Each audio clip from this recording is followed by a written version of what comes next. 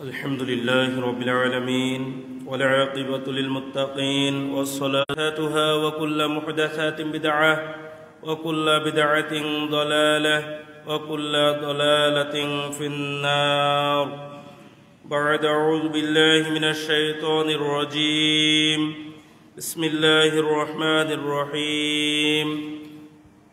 وقال ربكم ادعوني أستجب لكم إن الذين يستكبرون عن عبادتي سيدخلون جهنم داخرين. যাবতীয় প্রশংসা মহান রব্বুল আলামিনের জন্য, যার অশেষ মেহেরবানিতে আজকের পবিত্র জুমার দিনে জুমার সালাত আদায়ের উদ্দেশ্যে মসজিদে সমবেত হওয়ার সুযোগ পেয়েছি। যে মহান রব্বুল আলামিন সুযোগ ও তৌফিক দিয়েছেন, তারই বারগাহে সর্বাগ্রে শুকরিয়া জানাই আলহামদুলিল্লাহ। দরুদ ও সালাম বর্ষিত হোক বিশ্ব মানবতার মহান মুক্তির দূত, যার আদর্শ অনুসরণ ব্যতীত ইহকালীন জীবনে কল্যাণ লাভ করা এবং পরকালীন জীবনে জাহান্নাম থেকে মুক্তি লাভ করা সম্ভব নয়, সে মহামানব মুহাম্মদ রাসূলুল্লাহ সাল্লাল্লাহু আলাইহি ওয়াসাল্লামের প্রতি অগণিত অসংখ্য দরুদ ও সালাম বর্ষিত হোক। সম্মানিত উপস্থিতি, আজকের জুমার খুতবায় সংক্ষিপ্ত আলোচনার বিষয়বস্তু দোয়া, করণীয় ও বর্জনীয়। মুসলিম জীবনে যতগুলো ইবাদত সর্বোপরি প্রযোজ্য বা মানুষ করে থাকে, তার মধ্যে অন্যতম হলো দোয়া। সালাত যেমন দৈনিক 5 বার আদায় করে, দোয়া ঠিক সালাতে করে, সালাতের বাহিরে করে, সারা দিনের বিভিন্ন অংশে করে। দোয়া মুক্ত কোনো মুসলিম নেই। দোয়া মুক্ত থাকা মানে নিজেকে আল্লাহর অমুখাপেক্ষী মনে করা। এই দোয়ার অত্যন্ত গুরুত্ব রয়েছে মুসলিম জীবনে, কিন্তু দোয়ার ক্ষেত্রে কিছু গুরুত্বপূর্ণ করণীয় বিষয় রয়েছে এবং কিছু বর্জনীয় বিষয় রয়েছে, যা জানা না থাকার কারণে আমরা দোয়া করলেও দোয়ার ভালো ফল পাই না। আজকে কিছু শেখানোর চেষ্টা করব ইনশাআল্লাহ। জানা অজানা অনেক কিছুই উঠে আসবে আশা করছি। শুরুতেই দোয়ার গুরুত্ব নিয়ে কিছু কথা বলি। মনে রাখতে হবে, দোয়া অন্যান্য ইবাদতের মতোই একটি ইবাদত। সুনান তিরমিজি 3372 নম্বর হাদিসে রাসূলুল্লাহ সাল্লাল্লাহু আলাইহি ওয়াসাল্লাম বলেছেন, আদ-দুআউ হুয়াল ইবাদাহ, দোয়া হলো ইবাদত। এরপরে রাসূলুল্লাহ সাল্লাল্লাহু আলাইহি ওয়াসাল্লাম সূরা আল মুমিন, যার আরেকটি নাম হলো গাফির, এই সূরার 30 নম্বর আয়াত পাঠ করলেন। কি বলা হয়েছে সেখানে? ওয়াকাল রাব্বুকুম উদউনি আস্তাজিব লাকুম, আর তোমাদের রব বলেছেন, তোমরা আমাকে ডাকো, আমি তোমাদের ডাকে সাড়া দেব। আয়াতের পরের অংশ আল্লাহ সুবহানাহু ওয়া তাআলা বলছেন, ইন্নাল্লাযীনা ইস্তাকবিরুনা, নিশ্চয় যারা অহংকার বশত আন ইবাদাতি, আমার ইবাদত থেকে বিমুখ হয়, মুখ ফিরিয়ে নেয়, সায়াদখুলুনা জাহান্নামা দাখিরিন, তারা অচিরেই লাঞ্ছিত অপমানিত অবস্থায় জাহান্নামে প্রবেশ করবে। হাদিসে প্রথম কথা বলা হলো দোয়া হলো ইবাদত। তারপরে আল্লাহ নবী সাল্লাল্লাহু আলাইহি সাল্লাম এই আয়াতটা উল্লেখ করলেন। আয়াতে কি বলা হচ্ছে? আমাদের রব আমাদেরকে বলছেন, তোমরা আমাকে ডাকো, আমি তোমাদের ডাকে সাড়া দেব। এরপরে তিনি বলছেন, যারা অহংকার বশত আমার ইবাদত থেকে বিমুখ হয়, মুখ ফিরিয়ে নেয়, তারা অচিরেই লাঞ্ছিত অপমানিত অবস্থায় জাহান্নামে প্রবেশ করবে। হাদিসের কথার সাথে এই আয়াতকে উল্লেখ করার যে সাদৃশ্য, সেটি হলো এই, দোয়া হলো ইবাদত। কেউ যদি অহংকার বশত দোয়া করা ছেড়ে দেয়, আল্লাহকে ডাকা ছেড়ে দেয়, আল্লাহর কাছে চাওয়া ছেড়ে দেয়, এই অহংকার বশত তার দোয়া ছেড়ে দেওয়া, অর্থাৎ আল্লাহর ইবাদত থেকে সে যে বিমুখ হলো, এর শাস্তি স্বরূপ সে অপমানিত অবস্থায় জাহান্নামে প্রবেশ করবে। সুতরাং বোঝা যায় যে আল্লাহ সুবহানাহু ওয়া তাআলার নিকটে আমরা দোয়া করব, এই দোয়াটা মুসলিম জীবন অত্যন্ত গুরুত্বপূর্ণ একটি বিষয়। আমরা বিভিন্ন বিষয় চেয়ে থাকি, কেউ রিজিক চেয়ে থাকি, কেউ সুস্থতা চেয়ে থাকি, কেউ পরকালীন জীবনে জাহান্নাম থেকে মুক্তি চেয়ে থাকি, কেউ জান্নাত চেয়ে থাকি। আমরা যে চাই, আল্লাহর নিকটে চাওয়াটা খুব গুরুত্বপূর্ণ বিষয়। চাইবো না এর মানে নিজেকে অমুখাপেক্ষী মনে করছি। আল্লাহুস সামাদ, আল্লাহ অমুখাপেক্ষী, সূরা ইখলাস 2 নম্বর আয়াত। কিন্তু সমস্ত সৃষ্টি আল্লাহর প্রতি মুখাপেক্ষী। আমাদেরকে ছাড়া, সৃষ্টি ছাড়া আল্লাহ সুবহানাহু ওয়া তাআলার কোনো সমস্যা নেই, অসুবিধা নেই। আর আল্লাহ ছাড়া সৃষ্টির চলাফেরা সবকিছু অসম্ভব। তাহলে আমরা তার মুখাপেক্ষী, তার কাছে দোয়া করব, তার কাছে চাইবো, নিজের সমস্যার কথা বলবো, এটাই তো করণীয়। কিন্তু যখন মানুষ হয়ে আল্লাহর প্রতি মুখাপেক্ষী এটা স্বীকার না করে বরং অমুখাপেক্ষিতা দেখানো, এটা মূলত আল্লাহ সুবহানাহু ওয়া তাআলার রাগ অর্জনের একটা গুরুত্বপূর্ণ মাধ্যম। সুনানে তিরমিজি 3373 নম্বর হাদিস, রাসূলুল্লাহ সাল্লাল্লাহু আলাইহি ওয়াসাল্লাম বলছেন, মাল্লাম ইয়াসআলিল্লাহ ইয়াগদব আলাইহি, আল্লাহর কাছে যে লোক চায় না, আল্লাহর কাছে যে লোক প্রার্থনা করে না, আল্লাহ সুবহানাহু ওয়া তাআলা তার উপরে রাগান্বিত হন। তাহলে আমরা চাইবো না, দোয়া করব না আল্লাহর নিকটে, আল্লাহ সুবহানাহু ওয়া তাআলার এটা একটা ক্রোধের বিষয়, আমাদের উপরে তিনি রাগান্বিত হন। তো কতটা গুরুত্বপূর্ণ বিষয় আমাদের জন্য। আবার দেখুন, বিপরীত দিকে দেখি, আল্লাহ সুবহানাহু ওয়া তাআলার জন্য এটা অনেক সম্মানের যে মানুষ তার নিকটে নিজের সমস্যার কথা বলবে, বিনয় প্রকাশ করবে তার কাছে। আমাদেরকে বলছেন সুনানে তিরমিজি 2516 নম্বর হাদিস, ইযা সাআলতা ফাসআলিল্লাহ, যখন কিছু চাইবে তখন আল্লাহর নিকটে চাইবে, ওয়া ইযা ইসতাআনতা ফাসতাইন বিল্লাহ, যখন কিছু প্রার্থনা করবে তখন আল্লাহর নিকটে প্রার্থনা করবে। তাহলে কিছু চাইবো, কিছু প্রার্থনা করব কার নিকটে? আল্লাহর নিকটে। এটা আমাদের জন্য অত্যন্ত গুরুত্বপূর্ণ বিষয়। আর মানুষ হিসাবে আমরা অপারগ, আমাদের অক্ষমতা আছে, আমাদের দুর্বলতা আছে। আমাদের দুর্বলতা, আমাদের অক্ষমতা আল্লাহর নিকটে প্রকাশ করে আল্লাহ সুবহানাহু ওয়া তাআলার নিকটে সাহায্য প্রার্থনা করা, আল্লাহর নিকটে কিছু চাওয়া, আমাদের যতটুকু ঘাটতি আছে সেটা আল্লাহর নিকটে চেয়ে নেওয়া, প্রার্থনা করা, এটা অত্যন্ত গুরুত্বপূর্ণ বিষয়, আল্লাহর জন্য সম্মানের বিষয়। আর মানুষ হিসাবে আমাদের করণীয়, যিনি সৃষ্টি করেছেন, যিনি নিয়ামত দিয়েছেন, যার প্রতি আমরা সবাই মুখাপেক্ষী, তার নিকটে চেয়ে নেওয়া। তিনি ছাড়া তো আমাদেরকে দেওয়ার কেউ নেই। আপনার ভাই আপনাকে লেখাপড়া করাচ্ছেন খরচ দিয়ে, সেই ভাইয়ের অঢেল পরিমাণ নেই যে দিলে ফুরাবে না।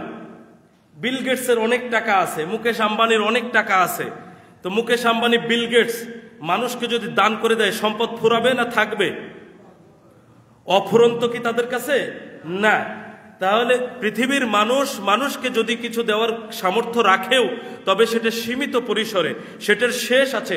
কিন্তু আল্লাহ সুবহানাহু ওয়া তাআলার নিকটে যে ভান্ডার আছে, সেই ভান্ডার থেকে কোনোদিন কোনো কিছুর কমতি ঘটবে না। তাহলে আমরা মুখাপেক্ষী তার প্রতি, তার কাছে চেয়ে নিব, তার কাছে প্রার্থনা করব, এটা হলো আমাদের জন্য গুরুত্বপূর্ণ বিষয়। তাহলে অল্প কথায় এটা বোঝানোর চেষ্টা করছি, মুসলিম জীবনে আল্লাহর নিকটে দোয়া করার, প্রার্থনা করার, কিছু চাওয়ার গুরুত্ব অনেক বেশি। প্রতিটি বিষয় যেন আমরা আল্লাহ সুবহানাহু ওয়া তাআলার নিকটে দোয়া করি, চাই, এটা আল্লাহ সুবহানাহু ওয়া তাআলার প্রতি আমাদের মুখাপেক্ষিতা প্রকাশিত হবে এবং আমরা আল্লাহ সুবহানাহু ওয়া তাআলার পক্ষ থেকে সাহায্য পাবো ইনশাআল্লাহ। এবার আসুন, দোয়ার ক্ষেত্রে কিছু করণীয় বিষয়। দোয়ার ক্ষেত্রে আমাদেরকে কিছু বিষয় করতে হবে, যা না করলে দোয়া করেও আমরা সফলতা লাভ করতে পারবো না বা ভালো ফল পাবো না। আমি পয়েন্ট আকারে কথাগুলো উল্লেখ করার চেষ্টা করবো ইনশাআল্লাহ। এক, ইখলাসের সাথে দোয়া করা। প্রত্যেকটি ইবাদত, সালাত, সিয়াম, হজ, যাকাত, দান, সাদাকা, দোয়া, যত রকম ইবাদত আছে, প্রত্যেকটা ইবাদত আল্লাহ সুবহানাহু ওয়া তাআলার সন্তুষ্টির জন্য করতে হবে। যদি অন্য কোনো উদ্দেশ্যে দোয়া করি তাহলে সেটা রিয়া হবে এবং সেই ইবাদতটা বাতিল হওয়ার পাশাপাশি আমরা ভালো ফল পাবো না। ইখলাস থাকতে হবে। সূরা আল মুমিন 14 নম্বর আয়াত আল্লাহ সুবহানাহু ওয়া তাআলা বলছেন, ফাদউল্লাহ মুখলিসিনা লাহুদ্দিন ওয়ালাউ কারিহাল কাফিরুন। সুতরাং তোমরা আল্লাহকে ডাকো তার আনুগত্যে একনিষ্ঠ হয়ে, যদিও কাফেরেরা অপছন্দ করে। তাহলে আমাদের করণীয় হচ্ছে আল্লাহ সুবহানাহু ওয়া তাআলাকে একনিষ্ঠভাবে ডাকা, আনুগত্যের সাথে। আর রাসূলুল্লাহ সাল্লাল্লাহু আলাইহি ওয়াসাল্লাম প্রত্যেক সালাতের পরে একটা দোয়া পড়তেন। এই আয়াতের তাফসিরে ইবনে কাসির রাহিমাহুল্লাহ আলাইহি সহিহ মুসলিমের 1230 নম্বর হাদিস উল্লেখ করেছেন। সেই হাদিসটি অনেক লম্বা। সেখানকার মূল কথাটুকু হলো, তিনি প্রত্যেক ওয়াক্ত সালাতের পরে একটা দোয়া পড়তেন। অনেক লম্বা দোয়ার শেষের অংশটি হলো লা ইলাহা ইল্লাল্লাহু মুখলিসিনা লাহুদ্দিন ওয়ালাউ কারিহাল কাফিরুন, আল্লাহ ছাড়া সত্যিকারের কোনো ইলাহ নেই, আনুগত্য তারই উদ্দেশ্যে যদিও কাফেরেরা তা অপছন্দ করে। যে দোয়াটা তিনি করতেন সালাতের পরে, সেই দোয়ার শেষের অংশে তিনি ইখলাসের কথা প্রকাশ করলেন। আনুগত্য কেবল আল্লাহ সুবহানাহু ওয়া তাআলার জন্য, অর্থাৎ একনিষ্ঠভাবে আল্লাহ সুবহানাহু ওয়া তাআলার জন্য আনুগত্য, তিনি ছাড়া সত্যিকারের কোনো ইলাহ নেই। কাফেরেরা অপছন্দ করবে এটা, কিন্তু আমাদেরকে মেনে নিতে হবে। ইখলাস অর্থাৎ আল্লাহর সন্তুষ্টির জন্য আমাদেরকে দোয়া করতে হবে। দোয়ার ক্ষেত্রে এটা গুরুত্বপূর্ণ করণীয় বিষয়। ইখলাস যদি না থাকে তাহলে দোয়া করে সেই দোয়াতে আমরা ভালো ফল পাবো না। 2, আল্লাহর সুন্দর সুন্দর নাম ও গুণাবলী উল্লেখপূর্বক ওসিলা ধরে দোয়া করা। আল্লাহ সুবহানাহু ওয়া তাআলার সুন্দর সুন্দর নাম রয়েছে। আল্লাহ যেমন একটা নাম, এর সাথে অনেকগুলো গুণবাচক নাম রয়েছে। মনে রাখতে হবে সেই নাম এবং গুণাবলীগুলো আল্লাহ সুবহানাহু ওয়া তাআলার জন্যই কেবল সাব্যস্ত, আর কারোর জন্য সাব্যস্ত হবে না। আল্লাহ সুবহানাহু ওয়া তাআলা সূরা আল আরাফের 180 নম্বর আয়াতে বলেছেন ওয়ালিল্লাহিল আসমাউল হুসনা ফাদউহু বিহা, আর আল্লাহর জন্যই রয়েছে সুন্দর সুন্দর নাম, সেই সব নাম দিয়েই তোমরা তাকে ডাকো। এখন কিভাবে নাম দ্বারা ওসিলা করে আমরা আল্লাহকে ডাকতে পারি, দোয়া করতে পারি? আল্লাহ সুবহানাহু ওয়া তাআলার একটা নাম হচ্ছে আর রাজ্জাক। আপনি আল্লাহর নিকটে রিজিক প্রার্থনা করছেন, তাহলে আপনি বলবেন আল্লাহ তোমার একটি নাম হলো আর রাজ্জাক, তুমি তোমার এই নামের ওসিলায় আমাকে রিজিক প্রদান করো। তোমার নাম আল গফুর, তোমার নাম আর রহিম, তোমার নাম হল আর রহমান, তুমি তোমার নামের বরকতে, তোমার এই নামের ওসিলায় আমাকে ক্ষমা করো, আমার প্রতি দয়া করো। এইভাবে যেই বিষয়টা আমরা আল্লাহর নিকটে প্রার্থনা করছি, সেই বিষয়ে তার যে গুণবাচক নাম রয়েছে, সেই গুণবাচক নামটি উল্লেখপূর্বক আল্লাহ সুবহানাহু ওয়া তাআলার কাছে ওসিলা করে দোয়া করা, এটা হচ্ছে দোয়াতে একটা করণীয় বিষয়। উল্লেখ্য যে খোদা শব্দটি ফার্সি ভাষার শব্দ। খোদা শব্দটি আল্লাহ সুবহানাহু ওয়া তাআলার গুণবাচক নামের অন্তর্ভুক্ত নয়। আল্লাহ সুবহানাহু ওয়া তাআলার এত সুন্দর সুন্দর নাম থাকতে আমাদের জন্য উচিত নয় যে আমরা আল্লাহ সুবহানাহু ওয়া তাআলাকে খোদা শব্দ দ্বারা ডাকবো, এটা উচিত নয়। সুতরাং খোদা শব্দ আমরা আল্লাহর জন্য পরিহার করব। তার অনেক সুন্দর সুন্দর নাম আছে, সেই সব সুন্দর সুন্দর নাম দিয়ে আমরা আল্লাহ সুবহানাহু ওয়া তাআলাকে ডাকবো। সম্মানিত উপস্থিতি, 3, উপযুক্তভাবে আল্লাহ সুবহানাহু ওয়া তাআলার প্রশংসা করা এবং তার নবীর প্রতি দরুদ পাঠ করা দোয়ার মধ্যে। আমরা যখন দোয়া করব তখন দোয়ার মধ্যে একটি গুরুত্বপূর্ণ শর্ত হচ্ছে আল্লাহর প্রশংসা করতে হবে, রাসূল সাল্লাল্লাহু আলাইহি ওয়াসাল্লামের প্রতি দরুদ পাঠ করতে হবে। যদি এটা না করি তাহলে দোয়ার ক্ষেত্রে আমরা একটি করণীয় বিষয় ছেড়ে দেওয়ার কারণে ভালো ফল পাবো না। যেমন সুনান তিরমিজি 3476 নম্বর হাদিস, রাসূলুল্লাহ সাল্লাল্লাহু আলাইহি ওয়াসাল্লাম মসজিদে বসা অবস্থায় ছিলেন। সে সময় জনৈক ব্যক্তি মসজিদে প্রবেশ করে নামাজ আদায় করার পরে সে আল্লাহর নিকটে দোয়া করছে এইভাবে, আল্লাহুম্মা গফিরলি ওয়ারহামনি, হে আল্লাহ আমাকে ক্ষমা করো, আমার প্রতি দয়া করো। লোকটা নামাজ পড়লো, পড়ে সরাসরি বলছে আল্লাহুম্মা গফিরলি ওয়ারহামনি, হে আল্লাহ আমাকে ক্ষমা করো এবং আমার প্রতি দয়া করো। রাসূলুল্লাহ সাল্লাল্লাহু আলাইহি ওয়াসাল্লাম বললেন, আজিলতা আইয়ুহাল মুসাল্লি, হে মুসল্লি তুমি তো তাড়াহুড়া করে ফেললে, তুমি তো তাড়াহুড়া করে ফেললে। এরপরে রাসূলুল্লাহ সাল্লাল্লাহু আলাইহি ওয়াসাল্লাম বললেন, ইযা সাল্লাইতা ফাকআদতা ফাহমিদাল্লাহ বিহা হু আহলুহু ওয়া সাল্লি আলাইয়া সুম্মা দুউহু, যখন তুমি সালাত সমাপ্ত করে বসবে তখন প্রথমেই আল্লাহর প্রশংসা করবে, আল্লাহর শুকরিয়া আদায় করবে, এরপরে তার নবীর প্রতি দরুদ ও সালাম প্রেরণ করবে, এরপর আল্লাহর নিকটে দোয়া করবে। মুসল্লি একটা ভুল করেছে, ভুলটা কি? সে নামাজ পড়ে সরাসরি আল্লাহর কাছে দোয়া করছে, আল্লাহুম্মা গফিরলি ওয়ারহামনি, হে আল্লাহ আমাকে ক্ষমা করো, আমার প্রতি দয়া করো। আর রাসূলুল্লাহ সাল্লাল্লাহু আলাইহি সাল্লাম কি বলছেন? তুমি তো তাড়াহুড়া করে ফেললে। তারপরে তাকে তিনি শিখিয়ে দিলেন, যখন সালাত সমাপ্ত হবে তখন আল্লাহর প্রতি প্রশংসা করবে, নবীর প্রতি দরুদ ও সালাম পেশ করবে, তারপর আল্লাহর নিকটে দোয়া করবে। এই মুসল্লিকে রাসূলুল্লাহ সাল্লাল্লাহু আলাইহি সাল্লাম এটা শিখিয়ে দিলেন। এইবার এই হাদিসের রাবী বলছেন যে আরেকজন ব্যক্তি মসজিদে প্রবেশ করলো, এরপরে লোকটি সালাত আদায় করলো, করে প্রথমে আল্লাহর প্রশংসা করলো, এরপরে নবীর প্রতি দরুদ পাঠ করলো। দেখেন, আগের ব্যক্তিকে রাসূলুল্লাহ সাল্লাল্লাহু আলাইহি সাল্লাম যা শিখিয়ে দিলেন সেই কাজটা পরের ব্যক্তি করে ফেলেছে। নামাজ শেষ করে আল্লাহর প্রতি প্রশংসাও করেছে, আবার রাসূলুল্লাহ সাল্লাল্লাহু আলাইহি সাল্লামের প্রতি দরুদও পেশ করেছে। এইবার রাসূলুল্লাহ সাল্লাল্লাহু আলাইহি সাল্লাম বলছেন, আইয়ুহাল মুসাল্লি উদউ তুজাব, হে মুসল্লি তুমি দোয়া করো, তোমার দোয়া কবুল করা হবে। পার্থক্য দেখেন, একই হাদিসের মধ্যে দুইজন মুসল্লি, রাসূলুল্লাহ সাল্লাল্লাহু আলাইহি সাল্লাম মসজিদে থাকা অবস্থায় দুইজনের দুইটা কাজ। আগের মুসল্লি ভুল করে বসেছে, পরের মুসল্লি সঠিক করছে, আর রাসূলুল্লাহ সাল্লাল্লাহু আলাইহি সাল্লাম আগের মুসল্লিকে সংশোধন করে দিলেন। আর পরের মুসল্লি যেহেতু সে ঠিকঠাক করণীয় কাজটি করেছে, রাসূলুল্লাহ সাল্লাল্লাহু আলাইহি সাল্লাম বললেন যে হে মুসল্লি তুমি এখন দোয়া করো, তোমার দোয়া কবুল করা হবে। তাহলে ইবাদতে এটা একটা গুরুত্বপূর্ণ বিষয় যে আল্লাহর প্রশংসা করব এবং রাসূলের প্রতি দরুদ পাঠ করব, এটা তো ইবাদতের মধ্যে আছেই। এরপরেও দোয়াতে একটা গুরুত্বপূর্ণ করণীয় হলো যখনই দোয়া করব তখন আল্লাহর প্রশংসাও থাকতে হবে, রাসূলুল্লাহ সাল্লাল্লাহু আলাইহি সাল্লামের প্রতি দরুদও থাকতে হবে। আর এটি হলো দোয়া কবুলের একটা গুরুত্বপূর্ণ বিষয়ও বটে। যদি এটা ছেড়ে দিই তার মানে বোঝা যাচ্ছে যে দোয়া আমার কবুল না হওয়ার সম্ভাবনাও রয়েছে। সম্মানিত উপস্থিতি, তাহলে আমরা যখন দোয়া করব তখন আমরা আল্লাহর প্রতি প্রশংসা করব এবং তার নবী মুহাম্মদ রাসূলুল্লাহ সাল্লাল্লাহু আলাইহি সাল্লামের প্রতি দরুদ পাঠ করব। তারপরে আমাদের যেটা চাওয়ার সেটা আমরা আল্লাহর নিকটে প্রার্থনা করব। 4, আল্লাহ দোয়া কবুল করবেন এই বিশ্বাস রাখতে হবে এবং মনোযোগ সহকারে দোয়া করতে হবে। এখন যদি এরকম হয়, দোয়া করছি, কি বলছি নিজের মধ্যে অমনোযোগ কাজ করছে, আরবিতে মনে করেন একটা দোয়া পড়ছি, সেই দোয়ার ভিতরে কি চাচ্ছি এটা যদি উপলব্ধি করতে না পারি তাহলে কতটুকু মনোযোগ কাজ করবে, বা সঠিকভাবে ওই অনুভূতিটা আসবে কিনা দোয়ার মধ্যে।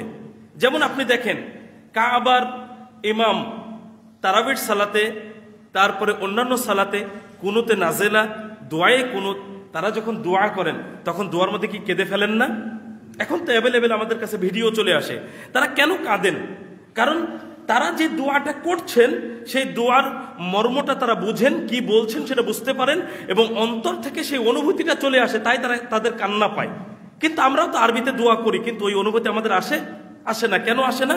কারণ কি বলি সেটা যেমন ভালো বুঝতে পারি না, ঠিক তেমনি ভাবে না বোঝার কারণে অন্তর থেকে সেই অনুভূতিটাও প্রকাশিত হয় না। তো যখন দোয়া করব, কি বলছি, কি চাচ্ছি, কি প্রার্থনা করছি, এটা যদি উপলব্ধি করতে পারি এবং পূর্ণ মনোযোগ সহকারে দোয়া করতে পারি, তাহলেই মূলত দৃঢ়তা আসবে যে আমার দোয়া আল্লাহ সুবহানাহু ওয়া তাআলা ইনশাআল্লাহ কবুল করবেন। এই অনুভূতিটা আসবে, এই দৃঢ়তা খুব জরুরি। এটা হলো ইবাদত কবুলের, দোয়া কবুলের একটা গুরুত্বপূর্ণ মাধ্যম, যে মনোযোগ এবং আমি কি করছি বা বলছি সেটার প্রতি আমার জানাশোনা থাকা। দেখুন সুনান তিরমিজি 3479 নম্বর হাদিস, রাসূলুল্লাহ সাল্লাল্লাহু আলাইহি ওয়াসাল্লাম বলছেন, উদউল্লাহ ওয়া আনতুম মুকিনুনা বিল ইজাবাহ, তোমরা কবুল হওয়ার পূর্ণ আস্থা নিয়ে, দৃঢ়তা নিয়ে দোয়া করো। মানে আমার দোয়া কবুল হবে এই দৃঢ়তা নিয়ে দোয়া করতে বলছেন রাসূলুল্লাহ সাল্লাল্লাহু আলাইহি ওয়াসাল্লাম আমাদেরকে। এটা গুরুত্বপূর্ণ একটা বিষয়।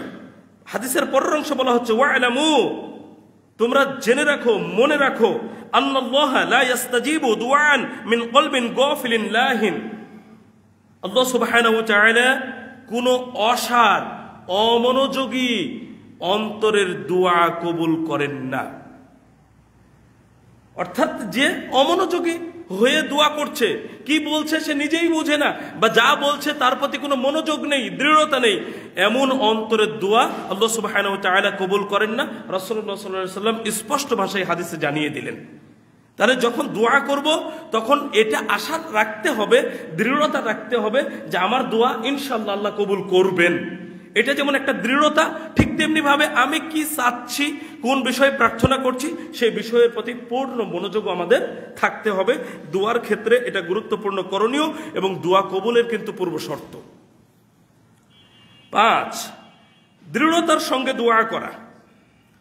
দৃঢ়তার সঙ্গে দোয়া করা মানে প্রয়োজন তো আমার, প্রয়োজন আমার, আমি যদি কাউকে আমার প্রয়োজনটা বুঝাতে না পারি তাহলে তার কাছ থেকে সাহায্য কিভাবে পাবো? আমি হাদিসে পড়ে আসছি, যেমন মনে করেন আপনি অভাব অনটনে পড়েছেন, তা আপনি কিছু টাকা পয়সা ধার নেবেন, এমন একজন ব্যক্তির কাছে আপনি গেলেন যে টাকা ধার কর্য দেয়, তো তার কাছে গিয়ে বলছেন যে আমি একটু সমস্যায় আছি, আমি আপনার কাছে কিছু টাকা পয়সা ধার নিতে এসেছিলাম, তা আপনার ইচ্ছা হলে আমাকে কিছু ধার দেন, ইচ্ছা হলে না দেন। কথাটা মনে হয় বুঝতে পারেননি। আপনাকে ধার দিবে? আপনি আপনার প্রয়োজন বলেছেন, কিন্তু শেষের কথাটা খেয়াল করেন, আপনার ইচ্ছা হলে আমাকে ধার দেন, ইচ্ছা হলে ধার না দেন। আপনি ধার পাবেন?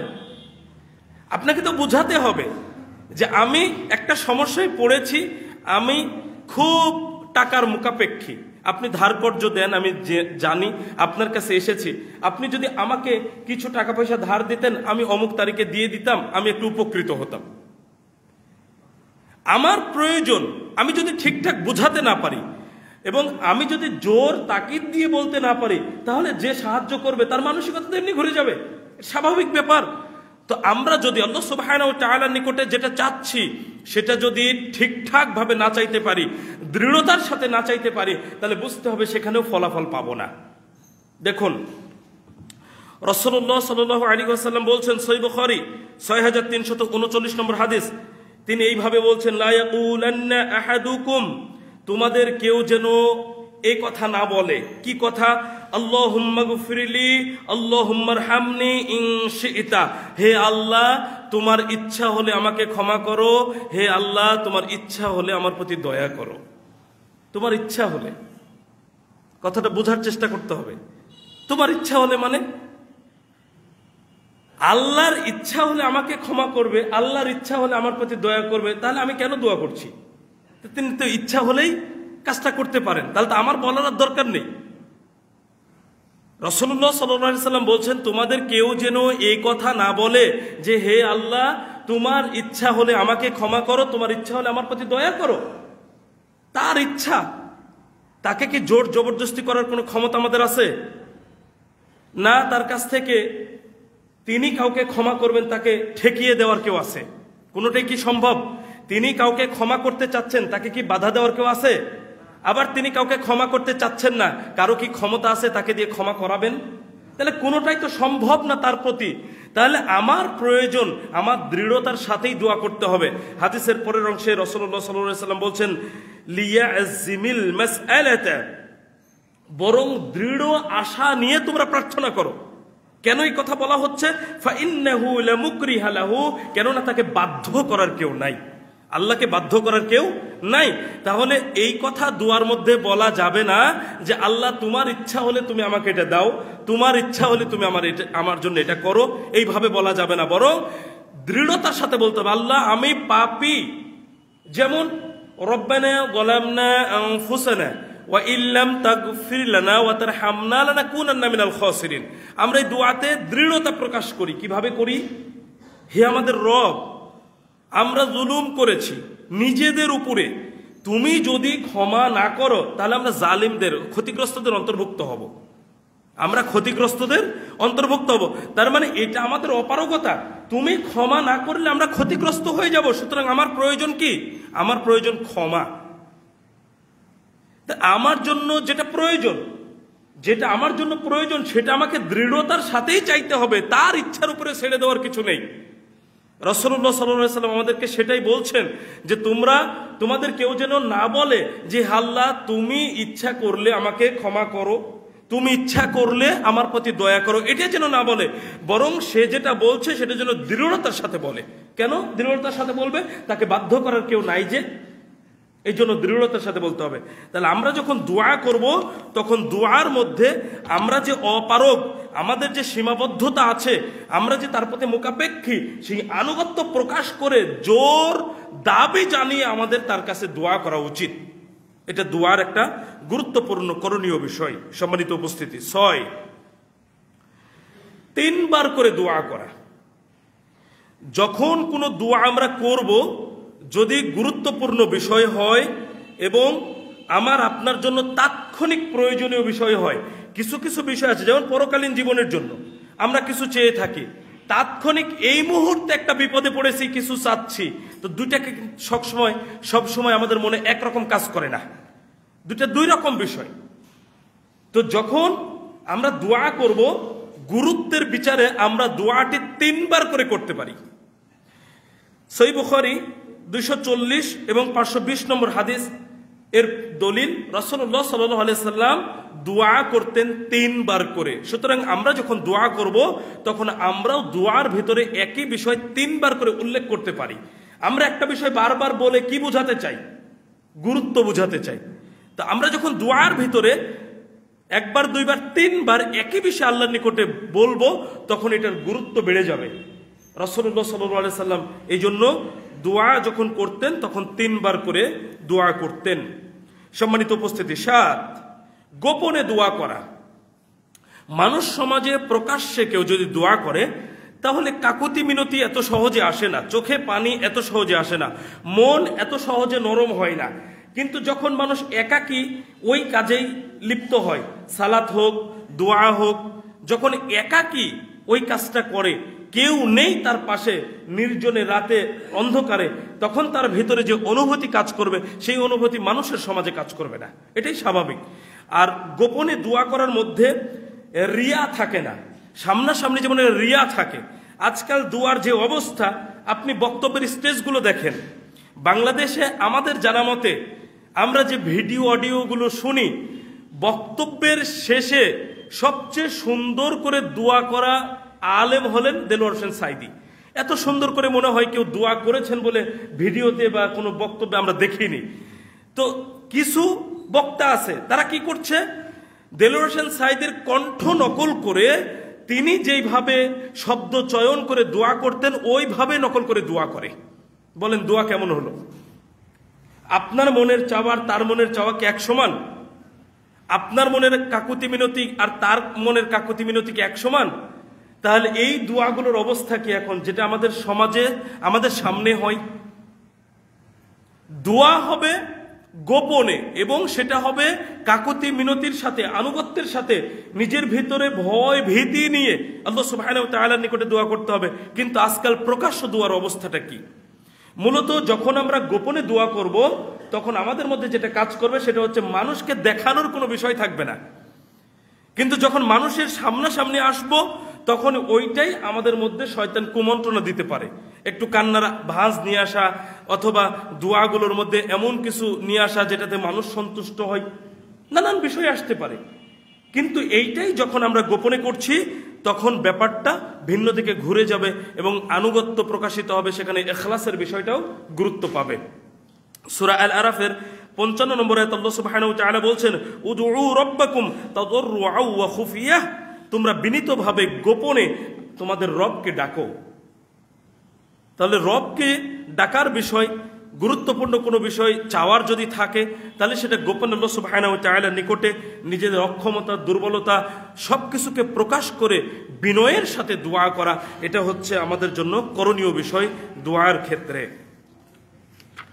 সম্মানিত উপস্থিতি, 8, একাকী হাত তুলে দোয়া করা। দোয়ার ক্ষেত্রে এটাও একটা গুরুত্বপূর্ণ করণীয় বিষয়, একাকী হাত তুলে দোয়া করা। দুঃখজনক বিষয় হলেও সত্য যে দলবদ্ধ মোনাজাত বিদআত এই কথা বলার কারণে আজকে অনেক সালাফি ভাই, সবাই না, অনেক সালাফি ভাই এটা বুঝেই উঠেনি যে একাকী হাত তোলাও ছেড়ে দিয়েছি। একাকী হাত তুলে দোয়া করে না, খেয়াল করবেন। মানে দলবদ্ধ মোনাজাতকে বেদাত শুনতে শুনতে এমন অবস্থা হয়ে গেছে যে একাকী হাত তুলে যে আল্লাহর নিকটে দোয়া করা যায়, এইটাও সালাফি ভাইদের মধ্যে হারিয়ে গেছে, এখন করে না। মানে দলবদ্ধটাকে ছাড়তে ছাড়তে এটাও হারাইছে। এটা উচিত না। আপনি প্রয়োজনেই হাত উঠাবেন আল্লাহর নিকটে, প্রয়োজনেই আমি আসছি ইনশাল্লাহ, বিস্তারিত বুঝিয়ে দেবো ইনশাল্লাহ। প্রথমে আমি একটা হাদিস পেশ করি, হাত তুলে দোয়া করার গুরুত্ব কি দেখেন। সুনান তিরমিজি 3556 নম্বর হাদিসে রাসূলুল্লাহ সাল্লাল্লাহু আলাইহি ওয়াসাল্লাম বলছেন, ইযা রাফা'আর রাজুলু ইলাইহি ইয়াদাইহি, যখন কোনো ব্যক্তি আল্লাহর নিকটে দুই হাত উত্তোলন করে, আনিয়ারুদ্দাহুমা সিফরান খাইবাতাইনি, আল্লাহ সুবহানাহু ওয়া তাআলা সেই দুখানা হাত বঞ্চিত শূন্য অবস্থায় ফিরিয়ে দিতে লজ্জাবোধ করেন। দুই হাত উত্তোলন করে কেউ আল্লাহর নিকটে দোয়া করলে আল্লাহ শূন্য বঞ্চিত অবস্থায় ফিরিয়ে দিতে লজ্জাবোধ করেন। অথচ এই হাদিসের গুরুত্বটা কোথায় আমাদের? আমরা আসলে ভুল বুঝেছি। হাত তুলে দোয়া করা বিদআত নয়। কিছু কিছু জায়গায় যেখানে রাসূলুল্লাহ সাল্লাল্লাহু আলাইহি সাল্লামের নিকট থেকে হাত তুলে সম্মিলিতভাবে দোয়া করার কোনো দলিল নাই হাদিসে, সেই সব জায়গায় যখন আমরা করছি তখন সেখানে বিদআত বলা হয়েছে, কিন্তু আমরা সব জায়গায় ছেড়ে দিয়েছি। আমার একাকী প্রয়োজন, সেখানেও হাত তুলে দোয়া করছি না, এটা ঠিক নয়। আপনি প্রয়োজন হাত তুলে দোয়া করবেন, আপনার প্রয়োজন, পরিবারের সমস্যা, সন্তানের সমস্যা, আপনার সমস্যা, অর্থনৈতিক বিষয়, জান্নাতে যাওয়ার জন্য দোয়া করবেন, জাহান্নাম থেকে বাঁচার জন্য দোয়া করবেন, একটা পাপ হয়ে গেছে ক্ষমা চাওয়ার জন্য দোয়া করবেন, হাত তুলে, কোনো সমস্যা। এখানে যখন আমার প্রয়োজন তখনই একাকী দোয়া করব। এরপরেও কিছু নির্দিষ্ট জায়গা আছে একাকী হাত তুলে দোয়া করার, সেই জায়গাগুলোতে তো অবশ্যই করব। একাকী হাত তুলে দোয়া করার কিছু নির্দিষ্ট জায়গা আছে, সেই জায়গাগুলোতে তো অবশ্যই করব। এরপরেও সমস্যা কি শুধু আরাফার মাঠে গিয়েই বাঁধে? আমার কথা মনে হয় বুঝতে পারেননি। আরাফার মাঠে গিয়ে তো হাত তুলে দোয়া করব নাকি ব্যক্তিগতভাবে? তো সবাই কি প্রতিদিন আরাফার মাঠে থাকি নাকি? তাহলে আরাফার মাঠের বাইরে কি আমার সমস্যা হতে পারে না, প্রয়োজন পড়তে পারে না? তাহলে যেখানে সমস্যা, যেখানে প্রয়োজন, সেখানে হাত তুলে দোয়া করব, একাকী করব। কথাটা ভালোভাবে বুঝবেন। কাবা ঘর দেখলে হাত তুলে দোয়া করতে হয়, তো কাবা ঘর কি সবসময় কাছে থাকে নাকি আমাদের? নাকি কাবা ঘরের সামনে গিয়েই শুধু বিপদে পড়বো? তাহলে যখন সমস্যা হচ্ছে তখনই দোয়া করব, যখনই পাপ হচ্ছে ক্ষমা চাইবো, দোয়া করব, যখনই রিজিকের সমস্যায় পড়েছি দোয়া করব হাত তুলে, সন্তানের সমস্যা, স্ত্রীর সমস্যা, পরিবারের সমস্যা, দোয়া করব হাত তুলে। ছোট্ট কথাই যদি বলি, যেখানে দলবদ্ধভাবে হাত তুলে মোনাজাত করার হাদিসে দলিল আছে সেইখানে দলবদ্ধভাবে হাত তুলে মোনাজাত করব, আর যেখানে সম্মিলিতভাবে দলবদ্ধভাবে মোনাজাত করার দলিল নেই সেইখানেই কেবলমাত্র দলবদ্ধভাবে করা বিদআত বলা হয়েছে। আর বাকি একাকী করার কোনো জায়গাতেই আপনাকে আমাকে নিষেধ করা হয়নি, কিন্তু আমরা এই বিদআত শুনতে শুনতে নিজের যে দোয়া করার বিষয় সেটাও তো ভুলে গেছি। এটা উচিত নয়। হাত তুলে দোয়া করবেন, আল্লাহ সুবহানাহু ওয়া তাআলার নিকটে হাত তুলে দোয়া করবেন। যেসব জায়গায় বিদআত বলা হচ্ছে সেই জায়গাগুলো ছেড়ে দিবেন। সম্মানিত উপস্থিতি, এবার আসেন 9, হালাল উপার্জন ভক্ষণ করা। একজন মানুষের দোয়া কবুলের পূর্ব শর্ত হচ্ছে হালাল রুজি। দোয়া কবুলের পূর্ব শর্ত হলো হালাল রুজি। সূরা আল বাকারা 168 নম্বর আয়াতে বলা হয়েছে, আল্লাহ সুবহানাহু ওয়া তাআলা বলেছেন, কুলু মিম্মা ফিল আরদি হালালান তাইয়িবা, জমিনে তোমাদেরকে যে পবিত্র হালাল বস্তু দেওয়া হয়েছে সেখান থেকে তোমরা খাও। এই আয়াতের তাফসিরে ইবনে কাসির রাহিমাহুল্লাহ আলাইহি একটা হাদিস উল্লেখ করেছেন। হাদিসটি হলো সাদ বিন আবি ওয়াক্কাস রাদিয়াল্লাহু আনহু রাসূলুল্লাহ সাল্লাল্লাহু আলাইহি ওয়াসাল্লামকে বললেন, হে আল্লাহ রাসূল সাল্লাল্লাহু আলাইহি ওয়াসাল্লাম, আপনি আমার জন্য আল্লাহর নিকটে দোয়া করুন, তিনি যেন আমার দোয়া কবুল করেন। কথাটা বুঝবেন, আপনি আমার জন্য আল্লাহর নিকটে দোয়া করুন যেন তিনি আমার দোয়া কবুল করেন। তার মানে রাসূলুল্লাহ সাল্লাল্লাহু আলাইহি ওয়াসাল্লাম আল্লাহর নিকটে দোয়া করবেন এইভাবে যে, আল্লাহ সাদ বিন আবি ওয়াক্কাস যে দোয়া করে তুমি সেই দোয়াটা কবুল করো। এই দোয়া করে চাচ্ছেন সাদ বিন আবি ওয়াক্কাস রাদিয়াল্লাহু আনহু। রাসূলুল্লাহ সাল্লাল্লাহু আলাইহি ওয়াসাল্লাম তার এই দোয়া চাওয়ার প্রেক্ষিতে বললেন, তুমি হালাল ভক্ষণ করো, হালাল গ্রাস ভক্ষণ করো, তাহলে আল্লাহ সুবহানাহু ওয়া তাআলা তোমার দোয়াই কবুল করবেন। দেখেন, সাদ বিন আবি ওয়াক্কাস রাদিয়াল্লাহু আনহু দোয়া চাইলেন। দোয়াটা কি? আল্লাহ নবী দোয়া করবেন, সাদ বিন আবি ওয়াক্কাস, আল্লাহ তোমার নিকটে যে দোয়া করে তুমি সেই দোয়াটা কবুল করো। কিন্তু রাসূলুল্লাহ সাল্লাল্লাহু আলাইহি ওয়াসাল্লাম তাকে বললেন, তুমি হালাল রুজি ভক্ষণ করো আর তুমি নিজেই দোয়া করো, আল্লাহ সুবহানাহু ওয়া তাআলা তোমার দোয়াই কবুল করবেন। ইবনু কাসির রাহিমাহুল্লাহ আলাইহি সূরাতুল বাকারার 168 নম্বর আয়াতের তাফসিরে এই হাদিস উল্লেখ করেছেন। তাহলে দোয়া কবুলের পূর্ব শর্ত হচ্ছে হালাল রুজি। আমরা হালাল রুজি ভক্ষণ করে আল্লাহর নিকটে মূলত দোয়া করব। সম্মানিত উপস্থিতি, 10, আমরা যখন কারো জন্য দোয়া করব তখন নিজের জন্য আগে দোয়া করব। এটা দোয়ার ক্ষেত্রে করণীয় বিষয়। আমরা দোয়া চাই না, যেমন আপনি এসে দোয়া চাচ্ছেন, ভাই দোয়া করবেন আমার পরিবার পরিজনকে যেন আল্লাহ সুস্থ রাখেন, তাহলে দোয়া করবে এইভাবে, আল্লাহ তুমি আমার পরিবার পরিজনকে এবং এই ভাইয়ের পরিবার পরিজনকে সুস্থ রাখো। বুঝাতে পারছি? কেউ এসে আপনার কাছে দোয়া চাইলো, ভাই দোয়া করবেন আল্লাহ যেন ভুল ত্রুটিগুলো ক্ষমা করেন, তাহলে আপনি বলবেন, আল্লাহ তুমি আমার ভুল ত্রুটিগুলো ক্ষমা করো এবং এই ভাইয়ের ভুল ত্রুটিগুলোকে ক্ষমা করো। বুঝাতে পারছি? সংক্ষিপ্ত কথা, সময়ের স্বল্পতা। আল্লাহ সুবহানাহু ওয়া তাআলা সূরা মুহাম্মাদের 19 নম্বর আয়াতে বলেছেন, ওয়াস্তাগফির লিযামবিকা ওয়ালিল মুমিনিনা ওয়াল মুমিনাত, আর তুমি ক্ষমা চাও তোমার নিজের জন্য এবং মুমিন মুমিনা নর নারীদের ত্রুটি বিচ্যুতির জন্য। তাহলে আল্লাহ সুবহানাহু ওয়া তাআলা মুহাম্মদ সাল্লাল্লাহু আলাইহি ওয়াসাল্লামকে বলছেন, নিজের ত্রুটি বিচ্যুতির জন্য ক্ষমা প্রার্থনা করো আর ক্ষমা প্রার্থনা করো মুমিন মুমিনা নর নারীদের ভুল ত্রুটির জন্য। তাহলে আমার পাপের জন্য ক্ষমা চাওয়া যেমন জরুরি, মুমিন যারা নারী এবং পুরুষ তাদের পাপের জন্য ক্ষমা চাওয়া আমাদের জন্য জরুরি। দেখুন একটা হাদিস এই ক্ষেত্রে গুরুত্বপূর্ণ পেশ করি। সুনান তিরমিজি 3385 নম্বর হাদিসে উবাই ইবনে কাব রাদিয়াল্লাহু আনহু বলছেন, কানা ইযা যাকারা আহাদান ফাদাআ লাহু বাদাআ বিনাফসিহি। রাসূল সাল্লাল্লাহু আলাইহি সাল্লাম যখন উল্লেখপূর্বক কারোর জন্য দোয়া করতেন তখন শুরুতে তিনি নিজের জন্য দোয়া করতেন। মানে কারো নাম উল্লেখ করে বা কোনো ব্যক্তি কেন্দ্রিক কারো জন্য নবী করিম সাল্লাল্লাহু আলাইহি সাল্লাম যখন আল্লাহর নিকটে দোয়া করতেন তখন তার জন্য দোয়া করার শুরুতে নিজের জন্য দোয়া করতেন। তাহলে এই হাদিস থেকে আমাদের জন্য শিক্ষণীয় বিষয় হচ্ছে, দোয়ার ক্ষেত্রে করণীয়, যখন অন্যের জন্য দোয়া করব তখন নিজের জন্য আগে দোয়া করব, তারপরে যেই ব্যক্তিটা দোয়া চেয়েছেন, যে বিষয়ে চেয়েছেন সেই বিষয়ে তার জন্য দোয়া করব। বুঝাতে পারছি? এই 10টি বিষয় করণীয়। দোয়ার ক্ষেত্রে এই 10টি বিষয় আমাদেরকে মানতে হবে। যদি না মানি তাহলে দোয়া হয়তো করব কিন্তু দোয়ার ফলাফল ঠিকঠাক আমরা পাবো না। এইবার আসেন সম্মানিত উপস্থিতি, দোয়ার ক্ষেত্রে বর্জনীয় বিষয়, বালতির তলা ফুটো। এখন মোটর সেট করে যদি পানি দিই, পানি থাকবে না, সব বেরিয়ে যাবে। করণীয়গুলো জানলাম, বর্জনীয় যদি না জানি তাহলে দোয়া এমনিই নষ্ট হয়ে যাবে। এই জন্য করণীয় যেমন জানলাম, করণীয়গুলো যেমন করতে হবে, বর্জনীয়গুলো বাদ দিতে হবে, ত্যাগ করতে হবে। দোয়ার ক্ষেত্রে বর্জনীয় বিষয়, 1, আল্লাহ ছাড়া অন্যের নিকটে দোয়া করা যাবে না। এমন কিছু বিষয় আছে যেটা আল্লাহ সুবহানাহু ওয়া তাআলাই দেওয়ার ক্ষমতা রাখেন, আর কেউ নয়। এই সব বিষয় আল্লাহ সুবহানাহু ওয়া তাআলা ছাড়া কারো নিকটে দোয়া করা যাবে না, প্রার্থনা করা যাবে না। যেমন সন্তান, সুস্থতা, রিজিক, এগুলোর মালিককে আল্লাহ সুবহানাহু ওয়া তাআলা। পীর, ওলি, আউলিয়া, কবর, মাজারের কাছে গিয়ে যদি সন্তান চায়, রিজিক চায়, সুস্থতা চায়, তাহলে এটা হবে শিরক। এটা কি হবে? শিরক হবে। সুতরাং আল্লাহ সুবহানাহু ওয়া তাআলা বাদ দিয়ে অন্যের নিকটে দোয়া করা, চাওয়া, প্রার্থনা করা শিরকের অন্তর্ভুক্ত বিষয়। এই কাজ করা যাবে না, দোয়ার ক্ষেত্রে বর্জন করতে হবে। সূরা জিন 18 নম্বর আয়াত আল্লাহ সুবহানাহু ওয়া তাআলা বলছেন, ওয়া আন্নাল মাসাজিদা লিল্লাহি ফালা তাদউ মা'আল্লাহি আহাদা। আর নিশ্চয় মসজিদ সমূহ আল্লাহরই জন্য।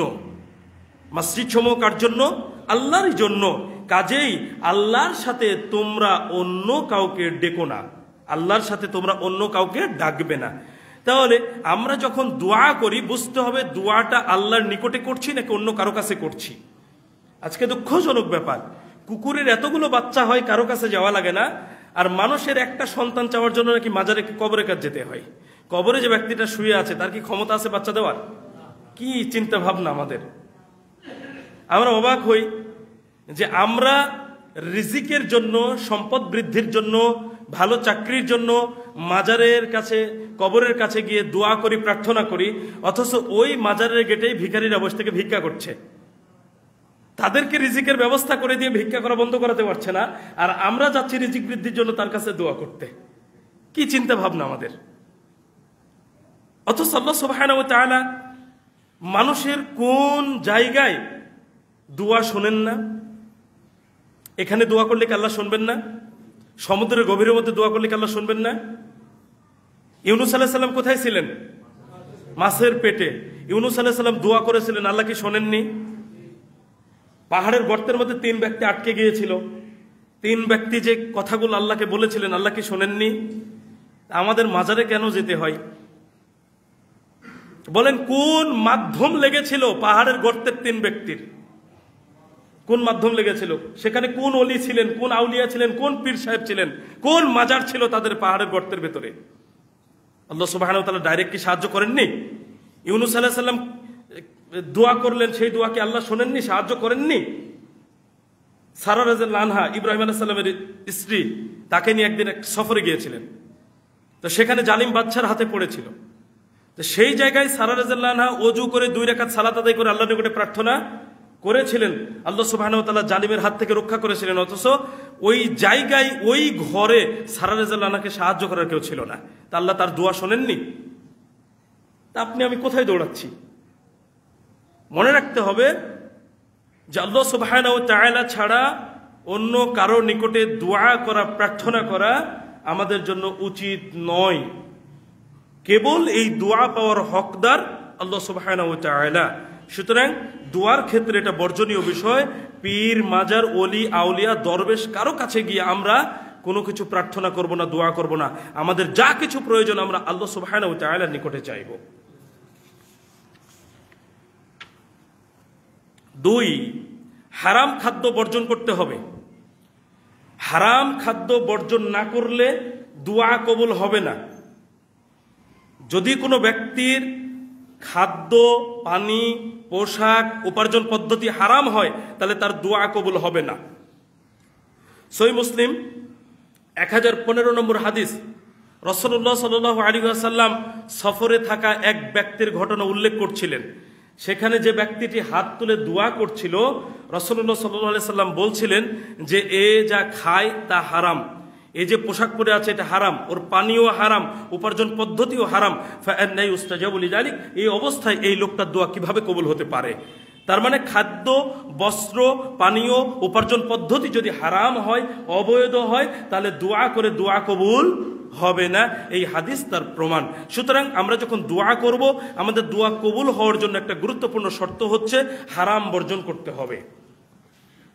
3, দোয়ার ক্ষেত্রে তাড়াহুড়া করা যাবে না। অনেক সময় আমরা তাড়াহুড়া করি। তাড়াহুড়া 2 রকম হতে পারে। একটা হচ্ছে দোয়ার ভেতরে তাড়াহুড়া করা।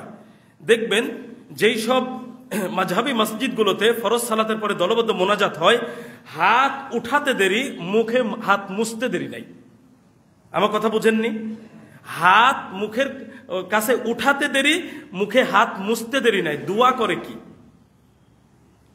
এটাও একটা তাড়াহুড়া হতে পারে যে দোয়া করছি, সময় নিচ্ছি না, কি বলে একটু সময় নেই, ছেড়ে দিলাম।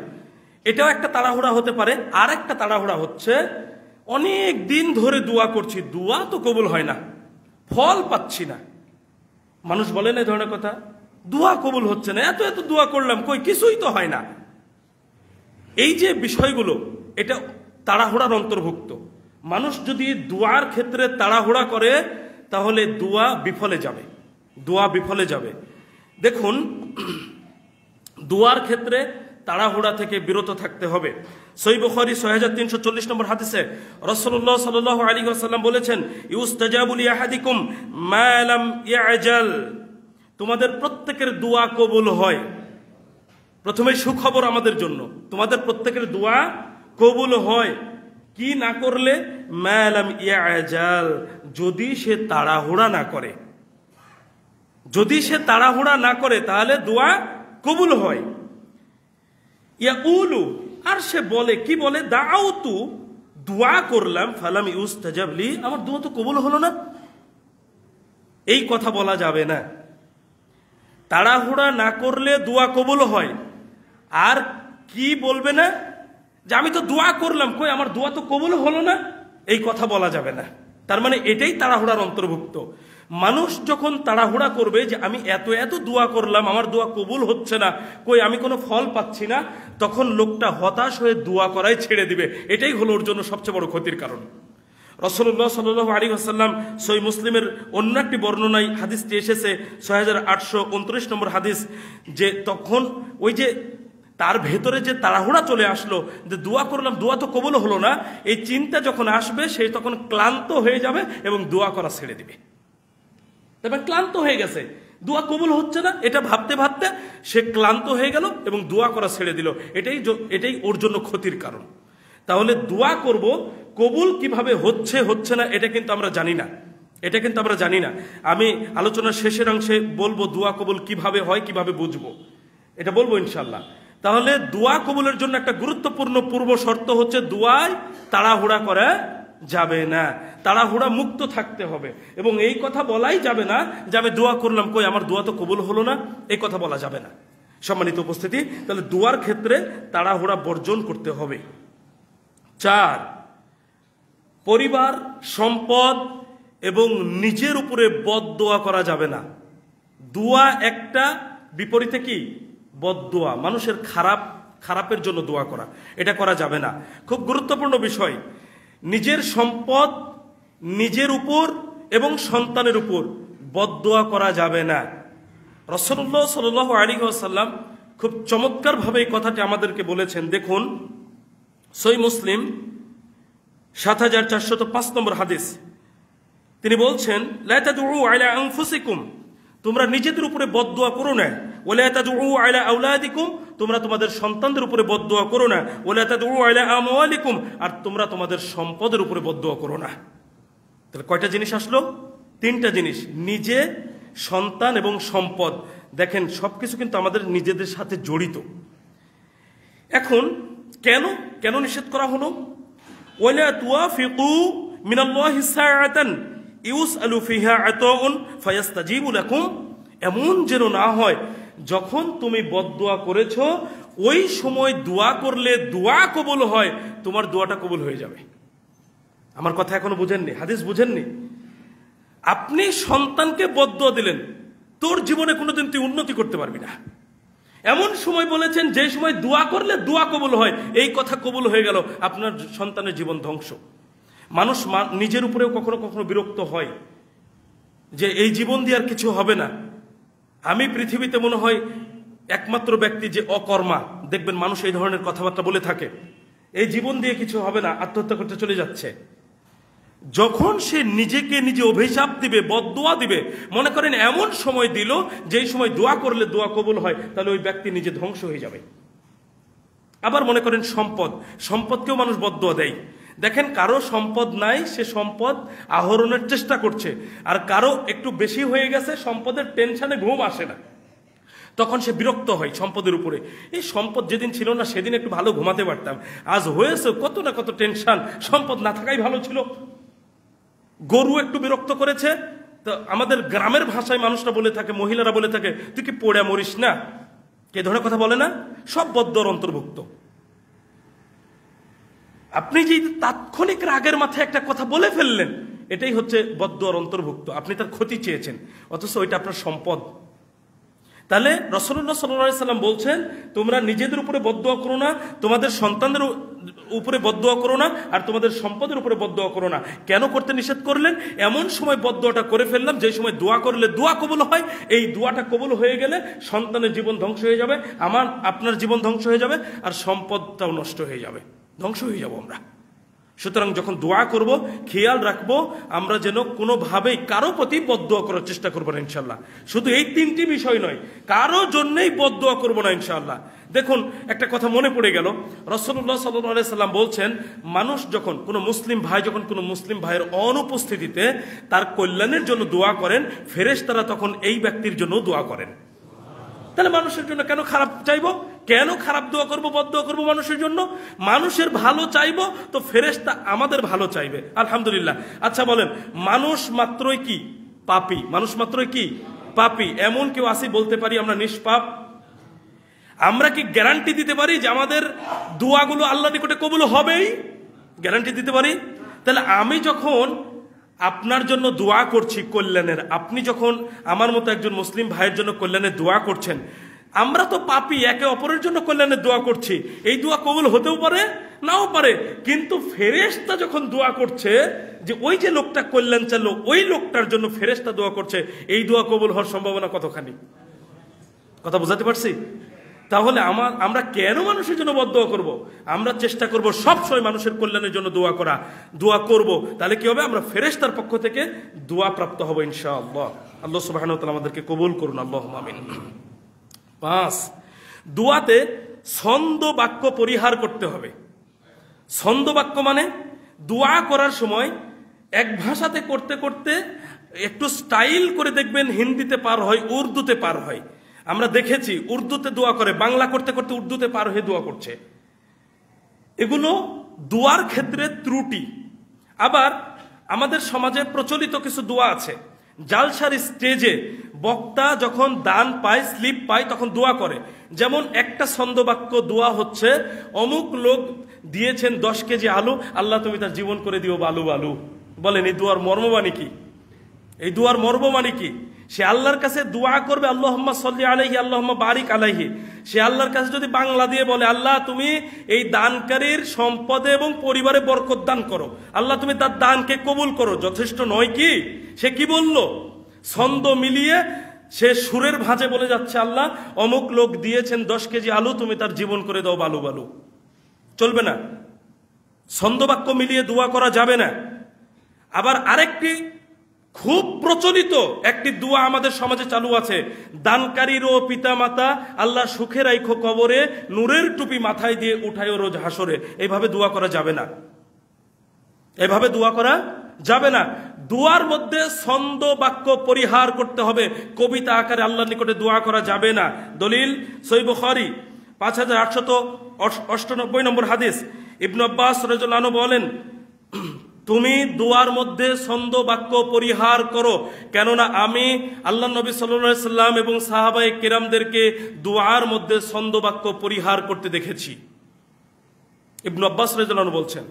তাহলে আল্লাহ নবী সাল্লাল্লাহু আলাইহি সাল্লাম এবং কোন সাহাবী দোয়ার ভেতরে ছন্দ বলে দোয়া করতেন না। আপনাকে এটা বোঝানোর জন্য বলছি, আমি যেহেতু আরবির ছাত্র ছিলাম, আরবি সাহিত্য খুব উন্নত মানের এবং অত্যন্ত প্রাচীন একটি সাহিত্য, এবং আরবদের কাছে কবিতার অনেক গুরুত্ব। আরবদের কাছে কবিতার অনেক গুরুত্ব, কবি এবং কবিতা উভয়ের গুরুত্ব আরবদের কাছে অনেক বেশি। তারা কবিতার চর্চা করতেন অনেক বেশি। ইসলামেও এর বিষয়ে বলা হয়েছে। কোরআনের মধ্যে একটা সূরা আছে আশ-শুরা, সূরাতুশ শুরা একটা সূরা আছে। কথা হচ্ছে যে তাদের কাছে কবিতা এত পছন্দনীয়, কবিতা দিয়ে তারা যুদ্ধক্ষেত্রে নিজেদের লোকদেরকে উদ্বুদ্ধ করত, কবিতার মাধ্যমে একে অপরের উত্তর দিত বিভিন্ন বিষয়ে। এই কবিতা তাদের মধ্যে এত বেশি প্রভাব ফেলার পরেও তারা ইসলাম গ্রহণ করেছেন। তারা যখন আল্লাহর নিকটে দোয়া করতেন, তবুও তারা এই ছন্দবাক্য বলে কবিতার মতো করে দোয়া করতেন না, পরিহার করেছেন।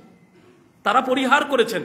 ইবনে আব্বাস রাদিয়াল্লাহু আনহু বলছেন, তাহলে আমাদের দোয়ার ক্ষেত্রে করণীয়, আমরা স্বাভাবিকভাবে অন্তর থেকে বুঝে শুনে দোয়া করব, ছন্দবাক্য মিলিয়ে এর ওর মতো নকল করে আমরা কখনোই দোয়া করব না।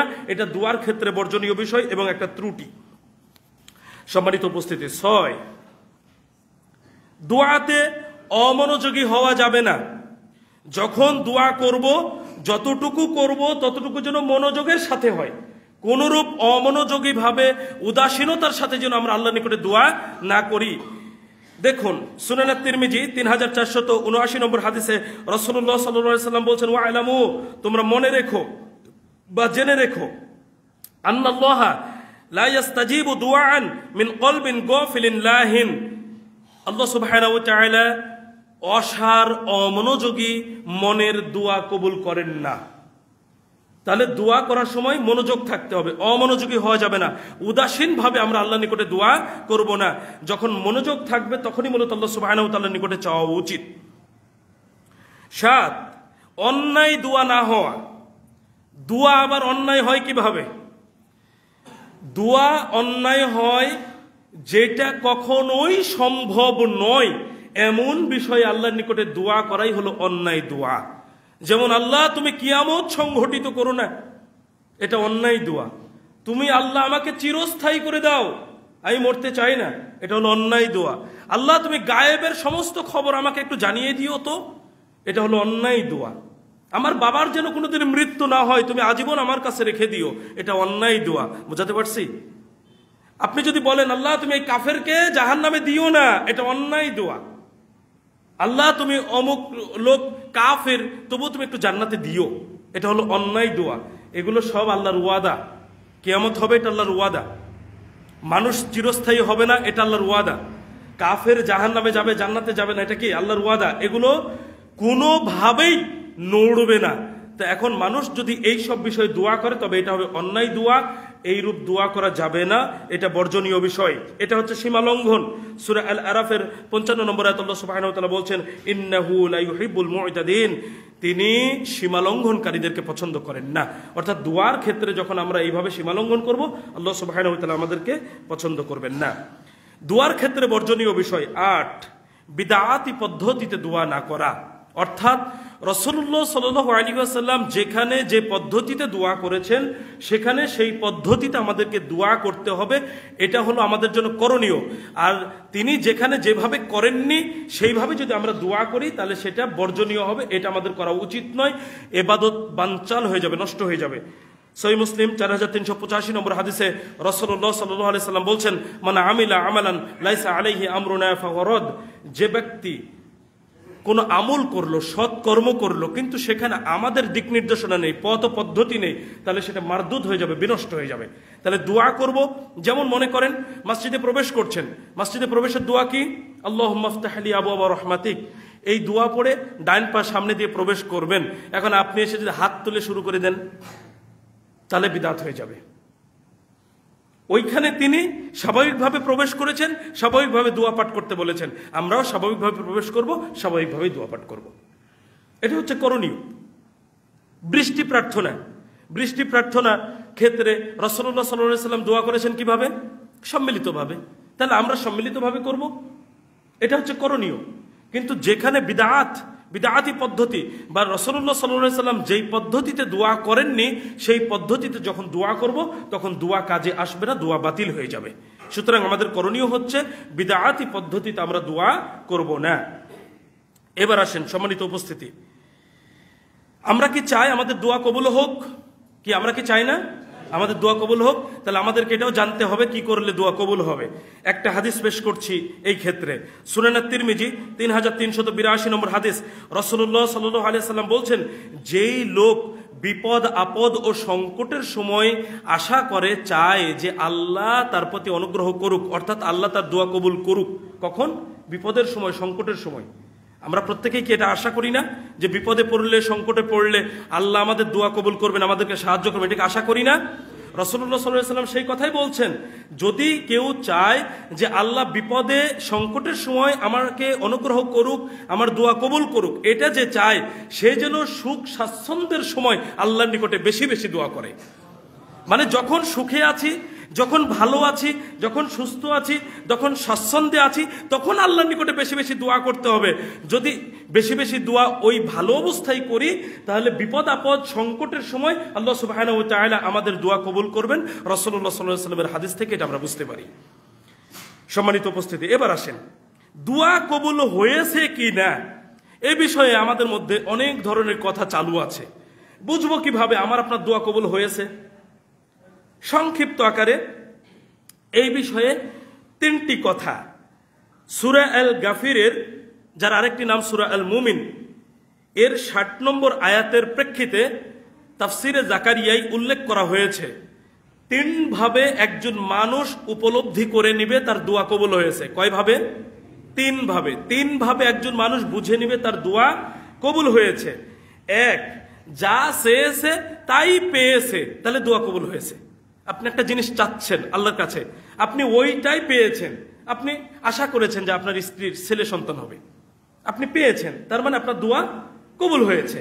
এটা একটা মাধ্যম। 2 নম্বর বিষয় হচ্ছে যে যেই বিষয়ে চেয়েছেন সেই বিষয়ে সরাসরি পাননি, তাহলে আপনি বুঝে নেবেন যে আমার এই দোয়ার বিনিময় আল্লাহ সুবহানাহু ওয়া তাআলা পরকালে দিবেন।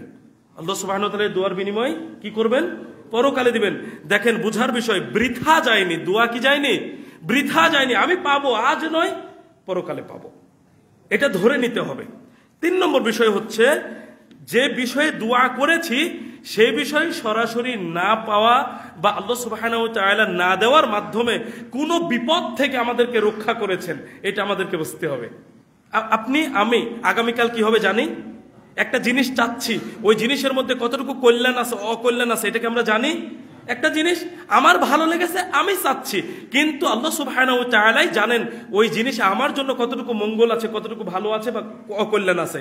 তাহলে আমি চাইলাম, আল্লাহ দিলেন না, এর মানে বুঝতে হবে যে ওইটা না দেওয়ার মাধ্যমে আল্লাহ অনেক অকল্যাণ, অমঙ্গল, অনেক বিপদ থেকে আমাকে রক্ষা করেছেন। এটাও দোয়া কবুলের অন্তর্ভুক্ত। আমি বলিনি, তাফসিরে জাকারিয়ায় সূরা আল মুমিনের 60 নম্বর আয়াতের তাফসিরে এই 3টি কথা উল্লেখ আছে। তাহলে এই 3 ভাবে আমরা বিশ্বাস করে নিব আমাদের দোয়া বিফলে যায়নি, বরং আমাদের দোয়া কবুল হয়েছে। সম্মানিত উপস্থিতি, এবার আসুন দোয়া কবুলের পথে বাধা। দোয়া কবুলের পথে বাধা, আমরা দোয়া করছি, বাধা হিসেবে দাঁড়াচ্ছে কে বা আমাদের দোয়া কবুল কেন হচ্ছে না? আজকের আলোচনার সর্বশেষ হাদিস সহিহ মুসলিম 6685 নম্বর হাদিসে রাসূলুল্লাহ সাল্লাল্লাহু আলাইহি ওয়াসাল্লাম বলেছেন, লা ইয়াজালু ইউস্তাজাবু লিল আবদি, বান্দার দোয়া হর হামেশাই কবুল করা হয়। আগেই সুখবর, রাসূলুল্লাহ সাল্লাল্লাহু আলাইহি ওয়াসাল্লাম বলছেন বান্দার দোয়া হর হামেশাই কবুল করা হয়, মা লাম ইয়াদউ বিইসমিন। এখানেই বোঝার বিষয়, তা যদি না হয় পাপের দোয়া। পাপের দোয়া মানে পাপের বিষয়ে যদি কোনো দোয়া না হয়। পাপের দোয়া কিভাবে হয়? সিনেমা হল উদ্বোধন হচ্ছে, হুজুর গিয়ে দোয়া করছে, আল্লাহ তুমি এখানে বরকত দিও, ব্যবসায় যেন সাফল্য পাই সেই তুমি তৌফিক দিও। কিসের দোয়া হলো এটা? পাপের দোয়া। স্বামী জুয়া খেলে, স্ত্রী দোয়া করছে, আল্লাহ আমার স্বামী যেন খেলায় আজকে না হারে, এটা হলো পাপের দোয়া। আমি বোঝাতে পারিনি? একজন স্বামী মনে করেন সে অন্যায়ভাবে একটা ব্যবসা করে, অন্যায়ভাবে মানে ফেন্সিডিলের ব্যবসা করে, স্ত্রী জানে, দোয়া করছে, আল্লাহ আমার স্বামী যেন ধরা না পড়ে প্রশাসনের কাছে, এটা হলো পাপের দোয়া। এই সব দোয়া কবুল হবে না। পাপমূলক যতগুলো দোয়া আছে কোনো দোয়া কবুল হবে না।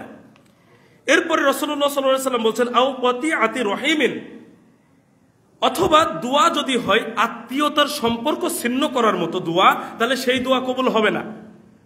মানে একটা আত্মীয় আপনার সাথে একটা খারাপ আচরণ করেছে, আপনি এখন বলছেন, আল্লাহ তুমি আমাকে এইরূপ কিছু করে দাও, আমি দেখে নিব ওই আত্মীয়কে। বুঝেননি? একটা সাধারণ কথা বলছি, অনেকভাবে হতে পারে এই দোয়া। তাহলে এইরকম আত্মীয়তার সম্পর্ক ছিন্ন করার মতো দোয়া যদি আমরা করি, তাহলে সেই দোয়া আল্লাহর নিকটে কবুল হবে না। 3 নম্বর হলো মা লাম ইস্তাজিল, আর দোয়ার ক্ষেত্রে যদি তাড়াহুড়া করা হয় তাহলে দোয়া কবুল হবে না। যদি দোয়া করে তাড়াহুড়া করি, তাড়াহুড়ার আলোচনা যেহেতু আগে করেছি ওটা নিয়ে বেশি বলার প্রয়োজন নেই। তাহলে 3টি বিষয় আমাদের দোয়া কবুলের পথে অন্তরায় হয়ে গেল, বাধা হয়ে গেল। 1 নম্বর হচ্ছে দোয়া যদি পাপের বিষয়ে হয় তাহলে দোয়া কবুল হবে না। 2 নম্বর হচ্ছে দোয়া যদি হয় আত্মীয়তার সম্পর্ক ছিন্ন করার মতো কোনো বিষয়, তাহলে দোয়া কবুল হবে না। আর 3 নম্বর বিষয় হলো যেই দোয়া করছি সেই দোয়ার ব্যাপারে যদি তাড়াহুড়া করি তাহলে আমাদের দোয়া কবুল হবে না। এই ছাড়া আমরা যদি যে নিয়মগুলো শুনলাম, যেগুলো বললাম, এই নিয়মগুলো যদি আমরা মেনে চলি, ইনশাআল্লাহ আমরা আশা রাখতে পারি আল্লাহ আমাদের দোয়া কবুল করবেন ইনশাআল্লাহ।